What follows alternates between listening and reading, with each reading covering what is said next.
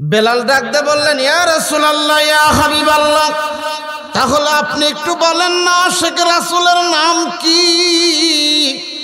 আমি একটু শুনতে চাই। বেলাল মনে মনে চিন্তা করে, আমি তো আশিক রাসূল, উমাইয়ার বাড়ির রাখাল ছিলাম, আমার গোয়ালের মধ্যে থাকতে দিছে, সারাটা রাত ঘুমাইতে পারি নাই, উটগুলো আমার উপর পেশাব করে, পায়খানা করে। এরপরেও আমি নবীজির উপর কালমা পড়ে মুসলমান হয়েছি। আমার হাতের মধ্যে প্যারাক, পায়ের মধ্যে প্যারাক, জিহ্বার মধ্যে প্যারাক। আমার চিৎ করে শোয়াইয়া বড় ওজনের পাথর দিয়ে আমার বুকের উপর চাপা মারছে। এরপরেও আমি নবীরে ভুলি নাই। ইয়া আইয়ুহাল্লাযীনা আমানুত্তাকুল্লাহ, আমি আল্লাহর উপর ঈমান আনছি, নবীর উপর ঈমান আনছি। আশিক রাসূল তো আমি হব।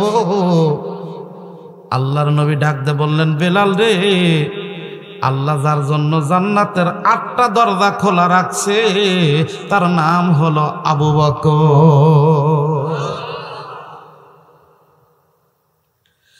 যখন বলছে তার নাম আবু বকর, আবু বকরের মুখের মধ্যে হাসি ফুইটা গেছে।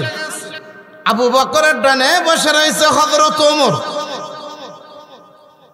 ওমরের গাল বেয়ে বেয়ে পানিগুলো পড়তেছে।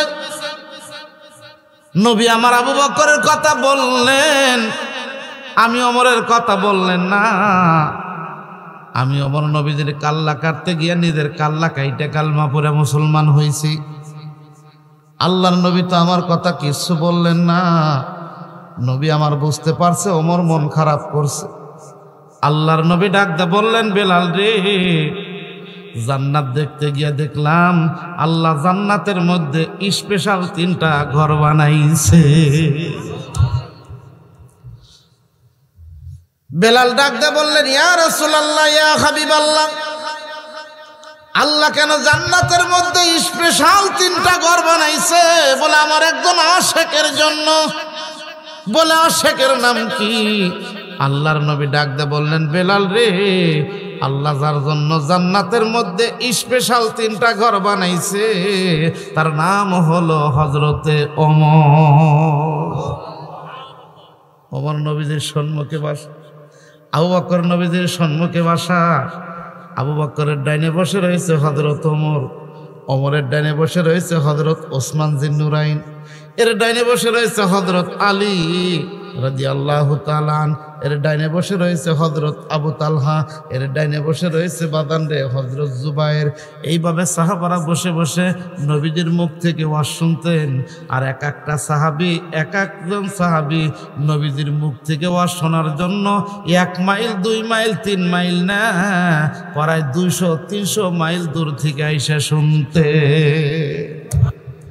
মুসলমান বাইরারে তাই বিশ্বনবী জনাবে মুহাম্মদুর রাসূলুল্লাহ সাল্লাল্লাহু আলাইহি সাল্লাম আবু বকরের কথা বলার সঙ্গে সঙ্গে আবু বকরের মুখ দিয়ে হাসি ফুইটা গেছে। হযরত ওমরের মুখ দিয়েও হাসি। হযরত ওমরের ডানে বসে রয়েছে ওসমান জিন্নুরাইন। হযরত ওসমান জিন্নুরাইনের গাল বেয়ে বেয়ে পানিগুলা পড়তেছে। নবী আমার, আমি ওসমানের কথা তো বললেন না। আমি নবীজির 2টা মেয়েকে বিয়ে করছি। আমার নামের পিছনে নবীজি জিন্নুরাইন উপাধি দিছে। একত্রে কিন্তু বাদান করে নাই, একটা মরে দেওয়ার পরে আরেকটা করছে। কথা কোন ঠিক কিনা? সেই জন্য বিশ্বনবী জনাবে মুহাম্মদুর রাসূলুল্লাহ সাল্লাল্লাহু আলাইহি সাল্লাম তো আমি ওসমানের কথা বললেন না। আল্লাহর নবী বুঝতে পারছে ওসমান মন খারাপ করছে। আল্লাহর নবী ডাক দে বললেন, বেলাল রে, জান্নাতে প্রত্যেকটা নবীর একটা করে দোস্ত থাকবে, আল্লাহ জান্নাতে আমাকেও একটা দোস্ত দিবে। বেলাল ডাক দে বললেন, ইয়া রাসূলুল্লাহ, ইয়া হাবিবাল্লাহ, জান্নাতে যে আপনার দোস্ত হবে তার নাম কি হবে? আল্লাহর নবী ডাক দে বললেন, বেলাল রে, আল্লাহ যার জন্য জান্নাতে আমারে দোস্ত বানাইয়া দিব তার নাম হলো ওসমান জিন্নুরাইন। হযরত ওসমানের মুখের মধ্যে হাসি ফুইটা গেছে। হযরত ওসমানের ডানে বসে রয়েছে হযরত আলী, যিনি নবীজির মেয়ে ফাতেমারে বিয়ে করছে।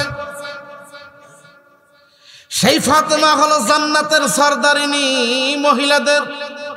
আর হাসান হুসাইন হলো পুরুষদের জান্নাতের সর্দার।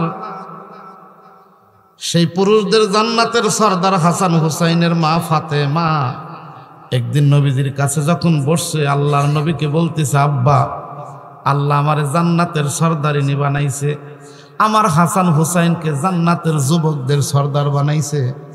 ইতিম নবী আমার ডাক দে বলল, মা রে, আল্লাহ তোমারে জান্নাতের সর্দারিনী বানাইতে পারে, কিন্তু মা তুমি জানো না, তোমার আগে কিন্তু আল্লাহ কাঠুরিয়ার বিবিকে জান্নাত দেবে। ফাতেমা ডাক দেখো, আব্বা আপনি কি বলতেছেন? বলে, যা বলতেছি সত্য বলতেছি। ফাতেমা ডাক দে বলল, আব্বা, আল্লাহ কোন আমলের কারণে আমার আগে কাঠুরিয়ার বিবিকে জান্নাত দিল আমার জানতে হবে। সুবহানাল্লাহ। নিজের স্বামীর কাছ থেকে অনুমতি নিয়ে রওনা দিছে। আমাদের দেশের মেয়েরা মার্কেটে যাইতেও কিন্তু স্বামীর কাছ থেকে অনুমতি নেয় না। তবে আপনাদের এলাকার মা বোনেরা কি তা জানি না, আমি বাজান অন্য জায়গার কথা বলতেছি। মুসলমান বাইরা রে, ও পর্দারের মারারে, কথাগুলো ভালো করে শোনো। মা, তোমার জন্য আল্লাহর জান্নাতের 8টা দরজা খোলা থাকবে, তুমি যদি মা 4টা আমল করো। কয়টা আমল? জোরে কন। একটু অপেক্ষা করেন, আসতেছে। কি বিরক্ত হচ্ছেন? কি কষ্ট কি পাইতেছে? আলোচনা চলবে তো ইনশাল্লাহ। তাই মুসলমান ভাইরা, আউলিয়াবাদ এলাকার বাবারা, নিজের স্বামীর কাছ থেকে অনুমতি নিয়ে রওনা দিছে কাঠুরিয়ার বাড়ি। গেটের কাছে যাইয়া সালাম দিলেন, আসসালামু আলাইকুম ইয়া আহলাল বাইত। আজকে আপনিও যখন বাড়িতে যাবেন, গেটের কাছে গিয়ে সালাম দিবেন। পারবেন না বাবা? কি পারবেন না? গেটের কাছে গিয়া সালাম দিবেন, আসসালামু আলাইকুম ইয়া আহলাল বাইত। ওই বাড়িতে যতগুলা মানুষ থাকবে, প্রত্যেকটা মানুষের উপর আল্লাহ শান্তি বর্ষণ করবে।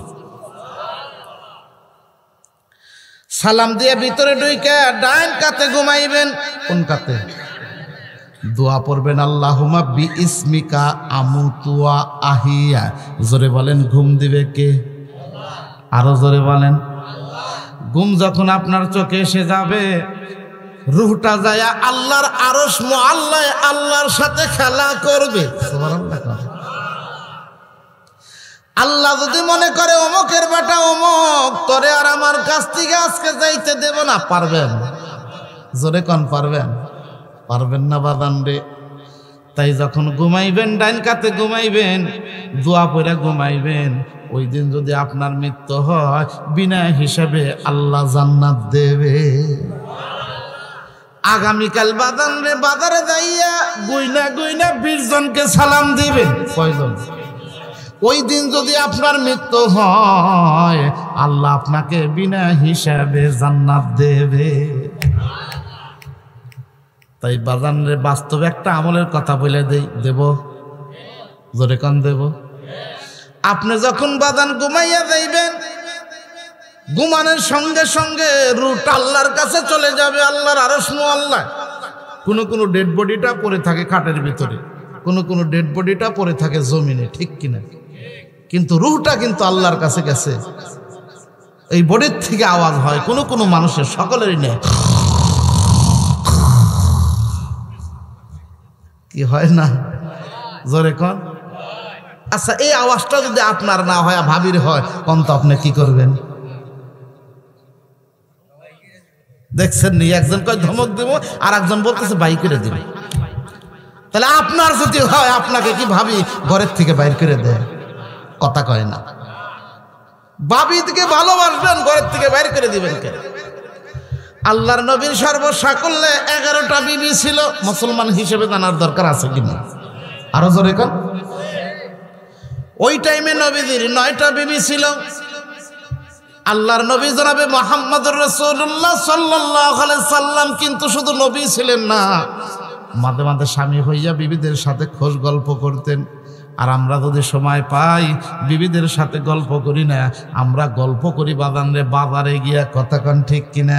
আবার বাজারে গিয়া গল্প করি 25 কাপ চা খাই, কিন্তু বাড়িতে বাড়িওয়ালার জন্য কিচ্ছু নিয়ে আসি না, হাতে করে একটা জিলাপিও নিয়ে আসি না, 2 টাকার ফটকালাইও নিয়ে আসি না। আইসা হাইরাই তো স্ত্রীর সাথে বাজারে স্বামীর গরম দেখায়, এরকম পুরুষ আছে কি না? আরো জোরে কম। নবী আমার বিবিদের সাথে গল্প করতেছে, হঠাৎ করে মা আয়েশা ডাক দিয়ে বললেন, ইয়া রাসূলুল্লাহ, ইয়া হাবিবাল্লাহ, একটা কথা আমি আপনাকে বলতে চাই। ইতিম নবী আমার ডাক দিয়ে বললেন, আয়েশা রে, তুমি আমারে কি বলতে চাও? বলে, সত্য করে বলেন নবী, আপনি কি আমারে বেশি ভালোবাসেন না অন্য বিবিদের বেশি ভালোবাসেন? নবী আমার ডাক দিয়ে বললেন, আয়েশা রে, এই প্রশ্নের উত্তর তো আমি এখন দেব না, আমি তোমারে গভীর রাত্রে দেব। বলে, তাই নাকি? বলে, হ। বলে, ঠিক আছে নবীজি গো, আমি গভীর রাত্রের অপেক্ষায় রইলাম। আল্লাহর নবী জনাবে মুহাম্মদুর রাসূলুল্লাহ সাল্লাল্লাহু আলাইহি সাল্লাম রাত যখন গভীর হইছে, মাইশার ঘরের দরজার কাছে যাইয়া আল্লাহর নবী সালাম দেয়, আসসালামু আলাইকুম ইয়া আহলাল বাইত। মাইশা ঘরের দরজা খুলে দিলেন। নবী আমার ভিতরে না যাইয়া পকেট থেকে 2টা খেজুর দিলেন। আল্লাহর নবী ডাক দা বললেন, আয়েশা, আমি তোমারে 2টা খেজুর দিলাম, খবরদার আর অন্য বিবিদের যেন জানাও না। সুবহানাল্লাহ। ওখান থেকে নবী আমার মা হাফসার ঘরে গেলেন। মা হাফসার ঘরে যাইয়া ডাক দা বললেন, হাফসা, আমি তোমারে 2টা খেজুর দিলাম, খবরদার আর অন্য বিবিদের যেন জানাও না। ওখান থেকে নবী আমার মা জয়নবের ঘরে গেলেন। মা জয়নবের ঘরে যাইয়া আল্লাহর নবী 2টা খেজুর দিয়া বললেন, জয়নব, আমি তোমারে 2টা খেজুর দিলাম, অন্য বিবিদের যেন জানাও না। ওখান থেকে নবী আমার উম্মে সালমার ঘরে গেলেন। মা উম্মে সালমার ঘরে যাইয়া 2টা খেজুর দিয়া বললেন, উম্মে সালমা, আমি তোমারে 2টা খেজুর দিলাম, খবরদার আর অন্য বিবিদের যেন জানাও না। এইভাবে আল্লাহর নবী 9টা বিবির ঘরে যাইয়া 18টা খেজুর দিয়া আল্লাহর নবী সকালবেলা আবার বিবিদের সাথে গল্প করতেছে। মায়েশা ডাক দিয়ে বললেন, স্বামী গো, আপনি না গতকালকে বলতে চাইলেন আপনি আমারে বেশি ভালোবাসেন না অন্য বিবিদের বেশি ভালোবাসেন? নবী আপনি তো বললেন না।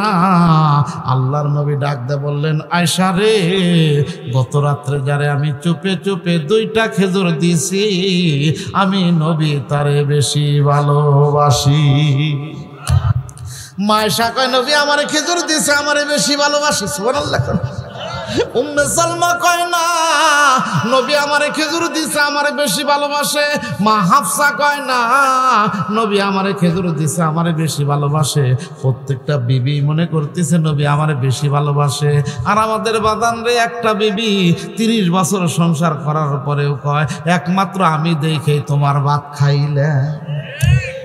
কথা কয় না, কয় তুমি খালি দেখবার পারো না, যাও এই আউলিয়াবাদ এলাকায় যাও, দেখো সবাই আমারে দেখতে পারে। স্বামী ছাড়া যদি অন্য মানুষ দেখতে পারে, বেদাল আছে কি নাই? কথা কয় না, বেদাল আছে কি নাই? তাই মা গো, ও পর্দার আলের মারা, কথাগুলো ভালো করে শোনো মা, এইটা কোনোদিন বলা যাবে না তুমি খালি দেখবার পারো না, আমার এই গ্রামের সবাই ভালোবাসে, সবাই দেখতে পায়। ও মা, তোমার যদি আমল ভালো হয়, তুমি যদি জান্নাতে যাও, আর তোমার স্বামীর যদি ভালো আমল না হয়, সে কিন্তু জান্নাতে যাইতে পারবো না। কথা কোন ঠিক কিনা? তাই যার যার আমল নিয়ে কবরে যাইতে হবে। তাই দুনিয়াতে বাদান 70 বছর 80 বছর জিন্দেগি কি করলেন, ওই কবরে গেলেই কিন্তু বাদান সব আপনার সম্মুখে পুঙ্খানো ভাবে এসে যাবে। ওই দিন আর আপনি কোনো কথা বইলেই কাজ হবে না। কথা কন ঠিক কিনা? আপনি সেই দিন যার যার আমল নিয়ে কবরে যাইতে হবে।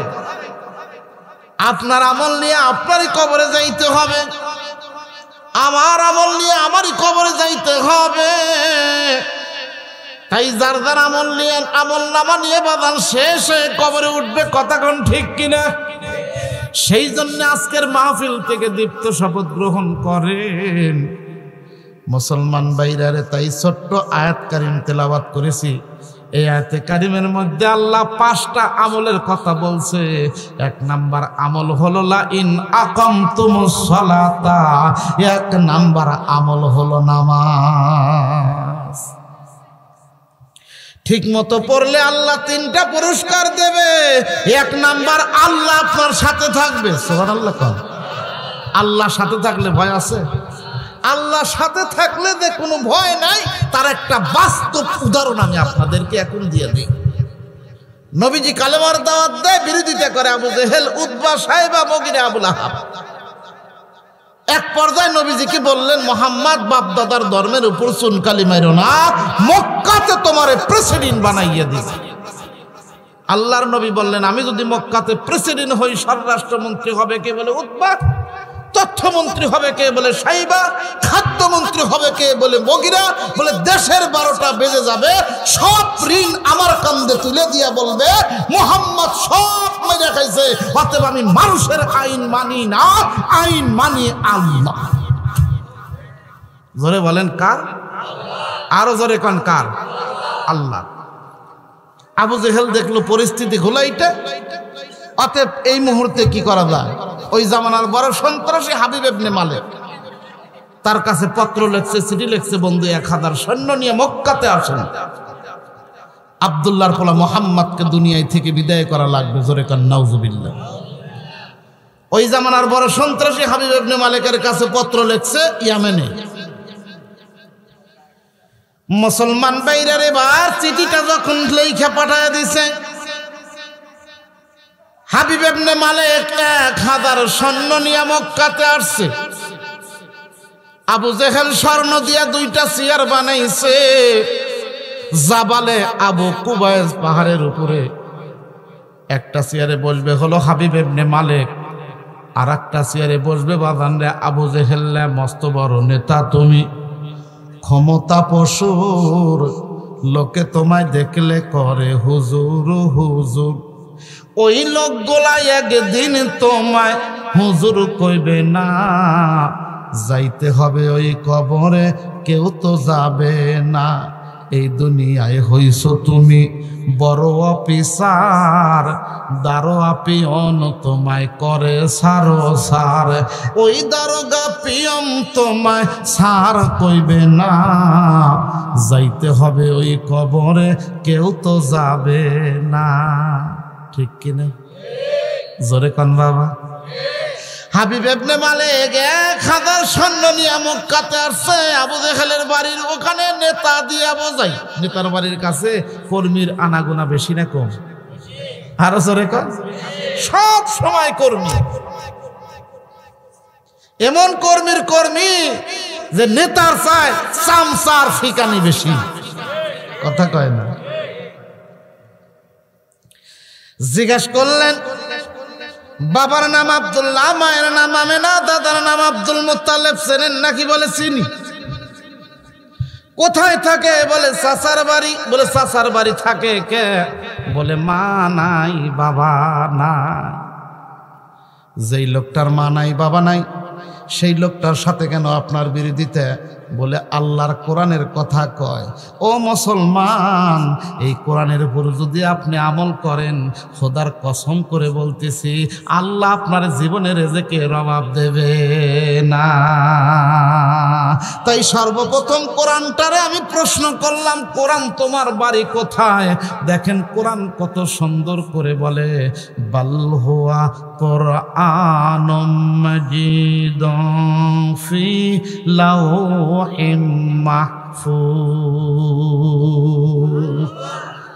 কোরআন বললেন আমার বাড়ি লৌহে মাহফুজে। আমি কোরআনটার প্রশ্ন করলাম, কোরআন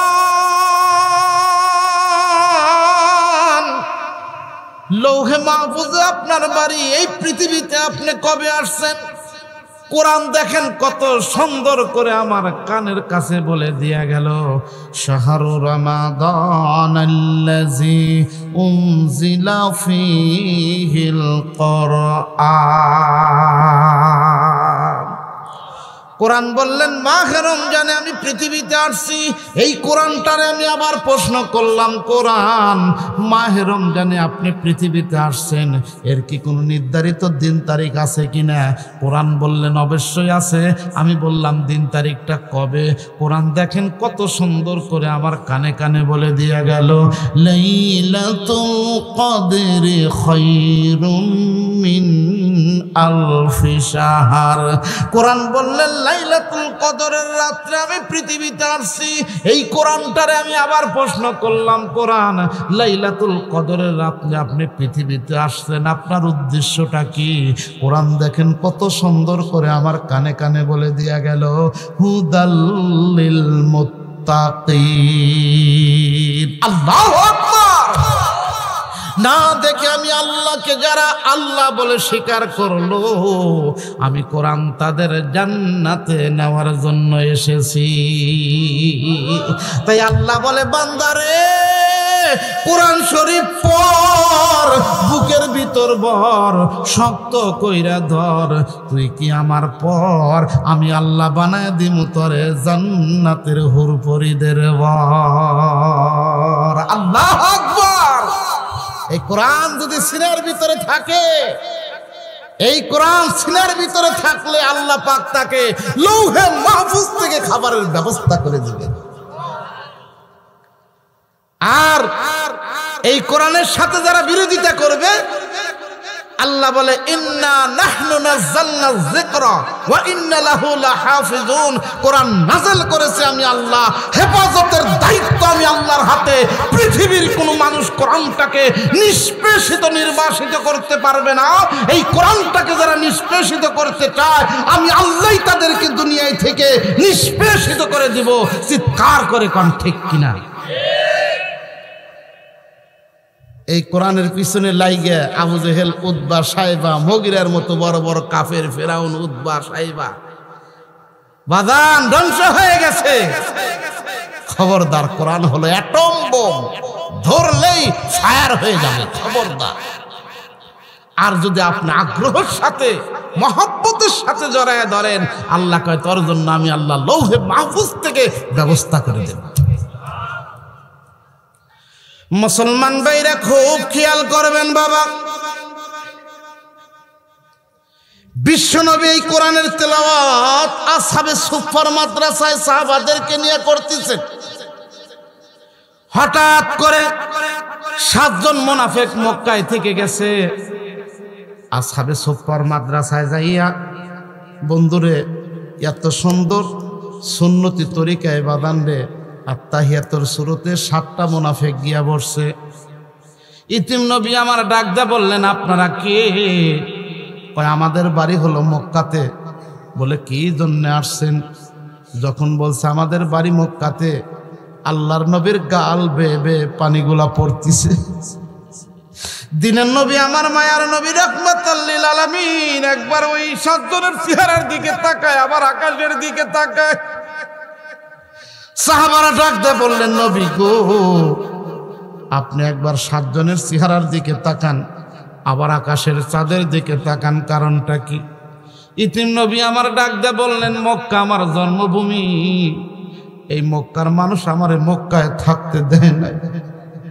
আর সেই মক্কার মানুষ এসে বলতেছে, নবী গো, আমাদের মক্কাতে কোরআনের তেলাওয়াত হচ্ছে না, তাই আপনার মদিনার আসহাবে সুফফার মাদ্রাসার একটা তলবে ইলম দেন, আমরা মক্কাতে নিয়ে তার কাছ থেকে কোরআন শিখব।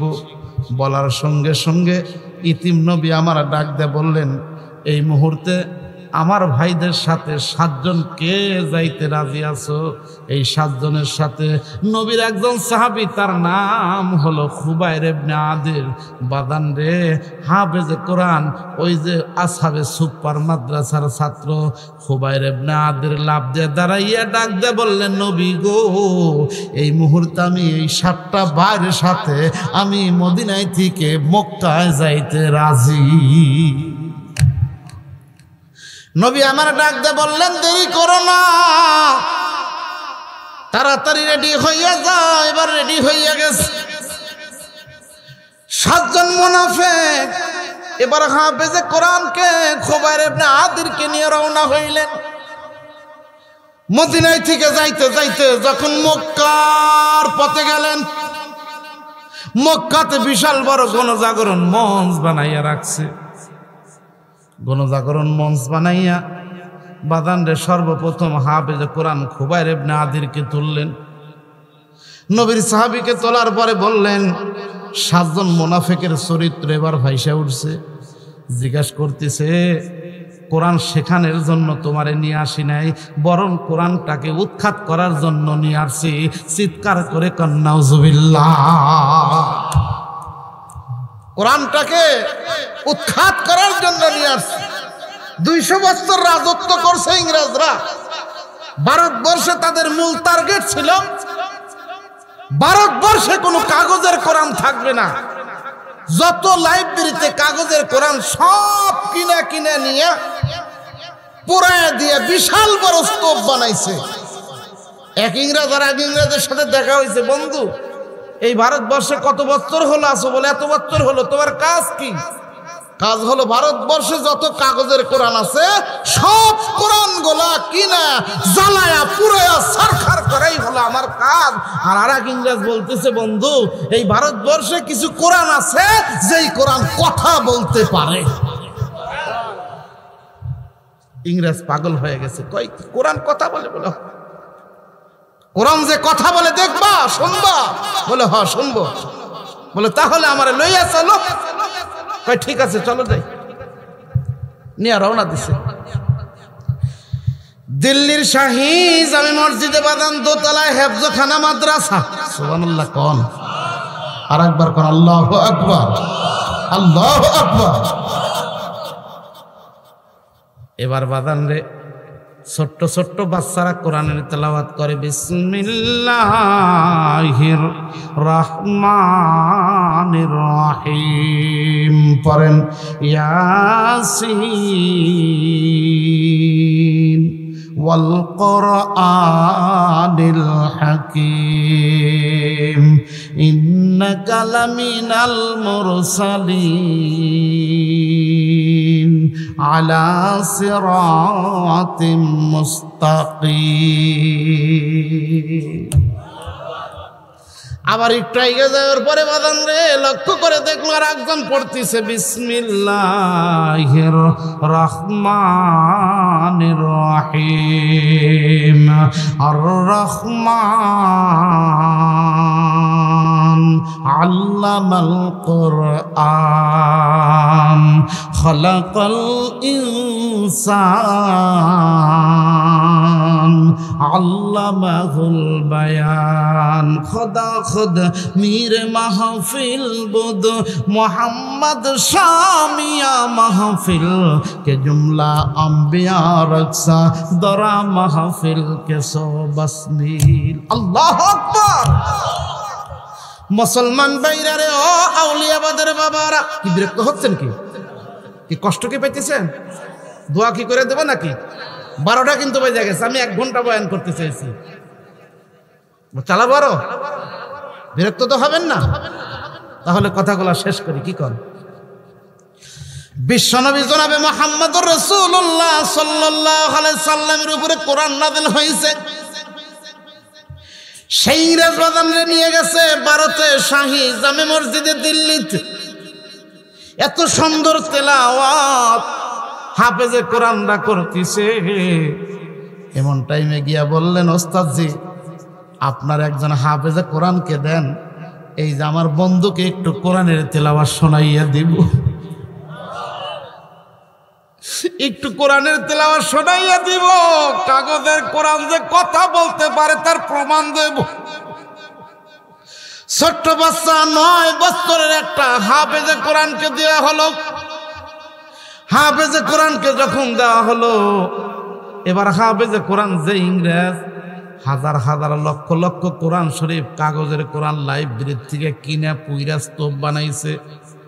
বন্ধু ছোট্ট বাচ্চার মুখ থেকে যখন কোরআনের তেলাওয়াত শুরু হইয়া গেল, পড়তে পড়তে হাফেজে কোরআন 15 পারা মুখস্থ শোনাইল।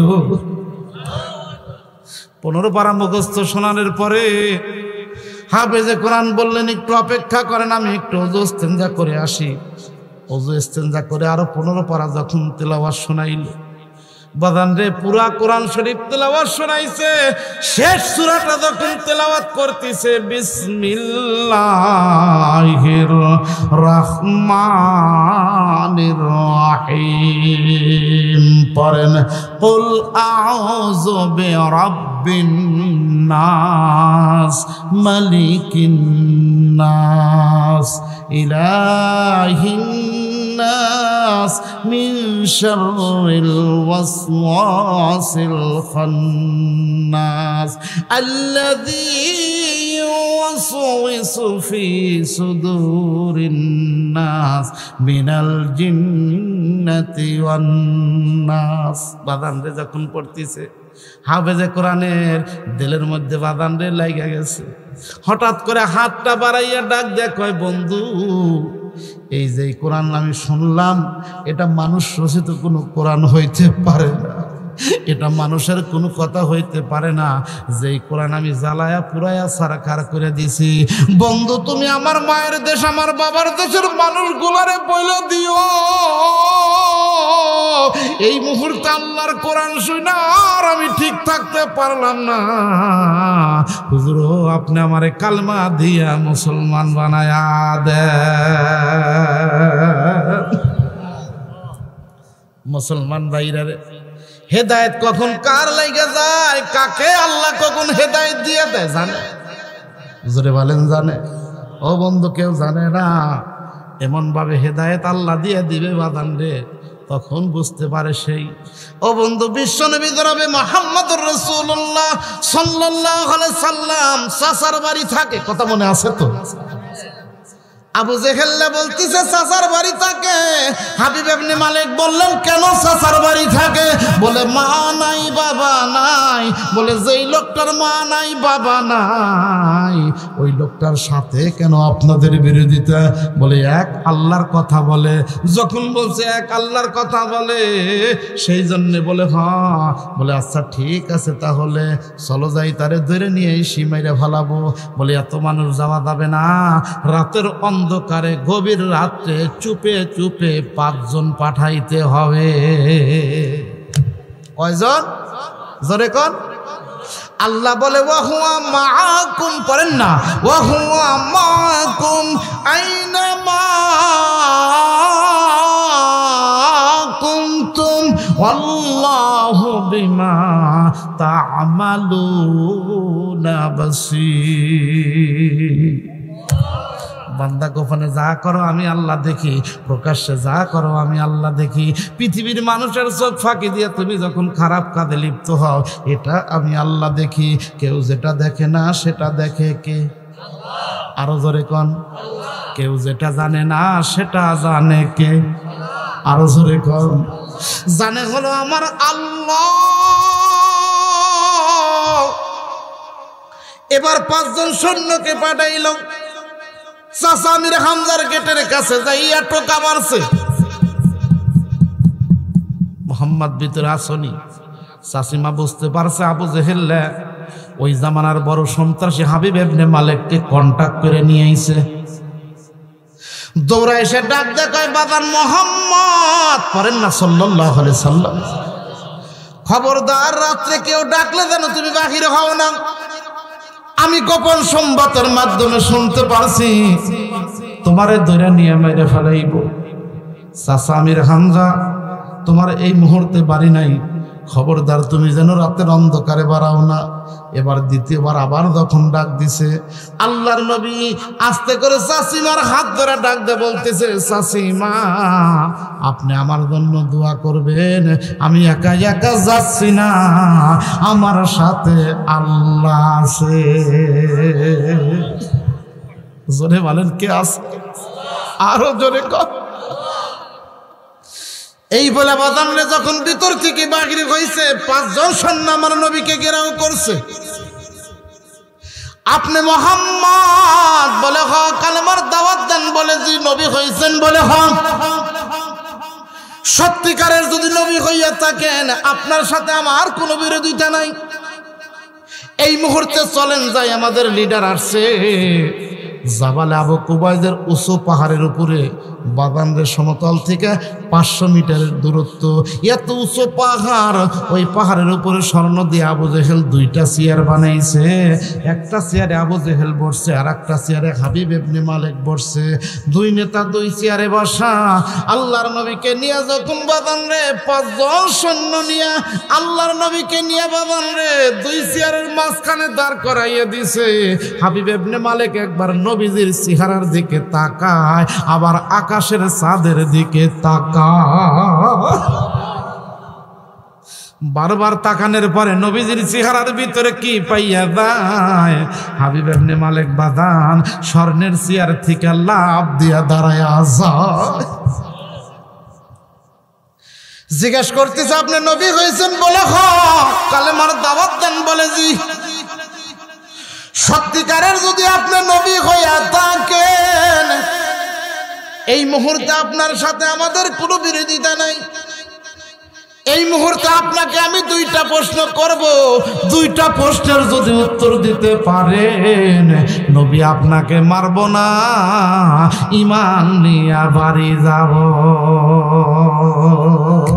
সাল্লাল্লাহু আলাইকা ইয়া রাসূলুল্লাহ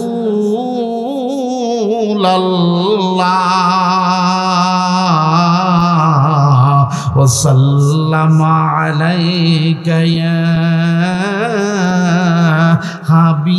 حبيب الله। মন যদি দিতেই হয় নবীকে দিও, তোমার কষ্ট যাত না যিনি সইতে পারে না, তোমার কষ্ট যাত না যিনি সইতে পারে না। আহা ওই নবীজির মহাব্বতে দরুদ পড়িও, মন যদি দিতে হয় নবীকে দিও।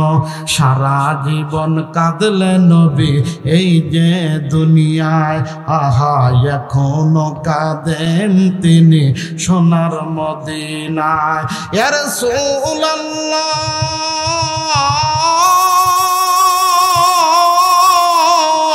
ইয়া হাবিবাল্লাহ। মারহাবা কোন? হাসরের ময়দানে নবী থাকিবেন সেজদায়, আহা আমার আশিক উম্মত যেন জান্নাত পেয়ে যায়।